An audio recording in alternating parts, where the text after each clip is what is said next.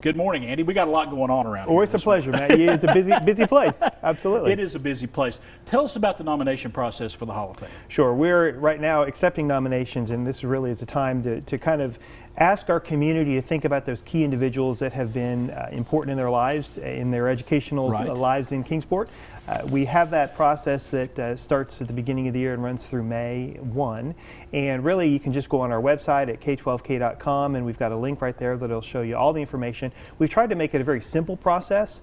We don't want that process to be a barrier to bringing those important individuals forward. So you can get all that information on our website, how to do it. You can nominate someone right on the website, and it kind of talks through the whole process. Who are you looking for as far as nominees? We're looking for those really special individuals. I think a lot of times also you think about teachers or possibly principals, but we call everyone in our school system an educator on purpose because everyone plays a role. So we want to tell the whole story of our heritage. So we're, yes, looking for teachers and administrators, but also we're looking for those important bus drivers and custodians and cafeteria workers and instructional assistants and office workers, all of those people that really pull together that over the history of Kingsport City Schools have given so much to make Kingsport City Schools what it is. I'm sure there's probably some former students out there. They're saying this person or that person made an indelible it just made I'm trying to get the word out, an impact in my life, and I want them to be a part of this Hall of Fame class. This is a great opportunity for It really is. You know, everyone has those personal experiences with that important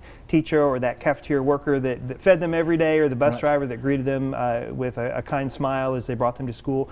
We want to tell all of those stories, so this is really a way to kind of look back on those folks that we stand on their shoulders now in Kingsport and really make sure those stories are told. And you got 3 different types of nominees that you can accept. Tell us how that breaks down. Sure. We do that to kind of spread out I think we maybe think about the folks that we immediately had impact on with more recently, but we have 3 separate categories that are really divided by how long ago they retired. So there's a group, our legacy, which is 50 years and over, our tradition category, which is from 25 to 50, and then the modern era, which is less than 25. It's really anyone who has been retired for 5 years and was employed for 5 years is eligible. So we really want to tell the whole story of our district and really recognize all those individuals over that 100-year history of Kingsport City Schools. Once those nominees come in, what happens from that point? Sure. We have a community group that comes together in the summer, kind of a broad group of stakeholders over the course of the summer that looks over all of those nominations. Once you nominate someone, that nomination stays active for 5 years. So we have a great kind of a great collective of folks that we look at every summer, but we're always looking for the new folks to be nominated into that group. And so that nomination group gets together in the summer, and we go through a process and kind of whittle down.